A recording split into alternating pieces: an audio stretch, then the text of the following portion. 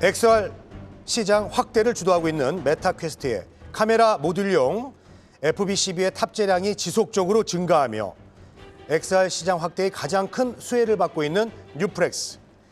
내년 애플의 첫 XR 기기 출시로 XR 시장 성장 가속화와 함께 뉴프렉스의 기업 가치 재평가도 기대되고 있는데 이익 체력도 더 단단해질 수 있을까요?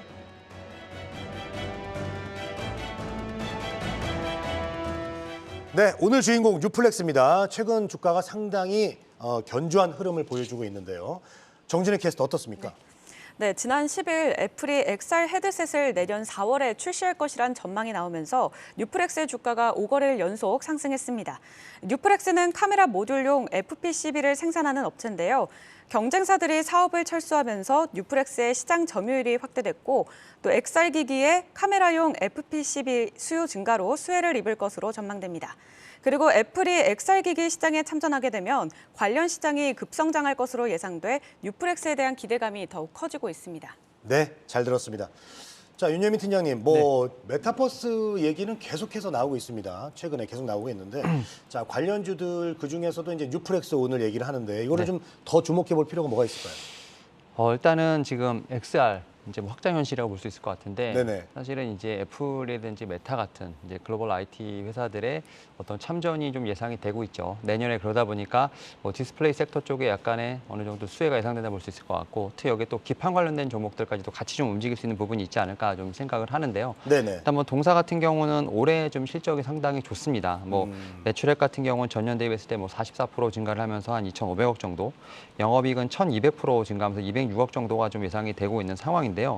일단은 메타 퀘스트 2의 일단은 카메라 모듈 FP12를 좀 공급한 이력이 있다라고 볼 수 있을 것 같고, 지금 내년에 지금 메타 퀘스트 프로 관련돼서도 지금 한 개당 11개 FP12 관련돼서 단독 공급할 것이라는 좀 전망이 있기 때문에 이와 관련된 좀 기대감이 충분히 있지 않나라는 좀 생각을 하고 있고, 특히 이제 뭐 우리가 생각하는 뭐 메타버스 관련된 부분도 있겠습니다만 저는 이제 결국 실적이 잡히려면 뭐 기판이라든지 어떤 디스플레이 같은 좀 하드웨어 쪽에 대한 부분이 좀 집중해야 되지 않을까 좀 생각을 하고 있는데, 뭐 그런 측면에서 동사 같은 경우는 뭐 실적에 대한 부분뿐만 아니라 최근에 좀 베트남으로 좀 설비를 좀 이전을 하면서 뭐 제가 볼 때는 비용에 대한 효과 좀 거두고 있기 때문에 이런 측면이 결국 수익성으로 연결된다 볼 수 있을 것 같습니다. 그런 측면에서 제가 볼 때는 움직일 수 있는 어떤 그러한 좀 종목이 아닐까라는 좀 생각을 하면서, 뭐 뉴프렉스 같은 경우는 아직도 좀 전고점까지는 충분히 남아 있는 상황이기 때문에 상승에 대한 룸은 좀 더 남아 있지 않나 생각을 하고 있습니다.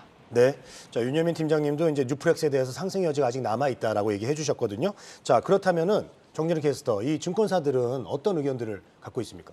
네, 먼저 메리츠증권은 폴더블폰 매출 증가와 또 오큘러스 신모델 공급 확대로 뉴프렉스의 하반기 실적 성장이 예상된다고 했고요.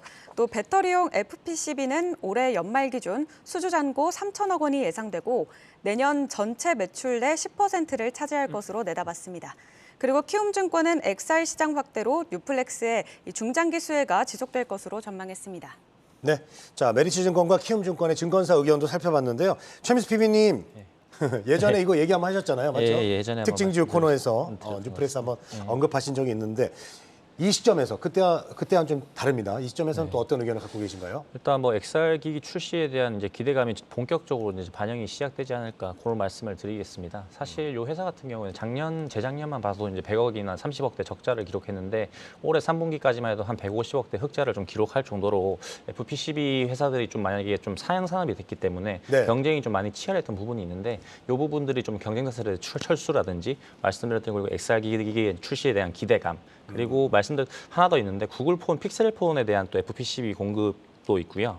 여기 또 배터리 쪽으로서도 이제 그 부분은 좀 자세히 알아봐야 되겠지만 2차 전지 배터리 쪽으로서도 FP12로 들어간다라고 이제 뭐 그런 뉴스들이 좀 기사들이 좀 떠 있더라고요. 그래서 일단은 실적은 턴어라운드를 하고 있고 전장용 FP12라든지 XR 기기의 출시에 대한 기대감들이 지금부터는 좀 반영되는 위치가 아닐까 그렇게 말씀드리겠습니다.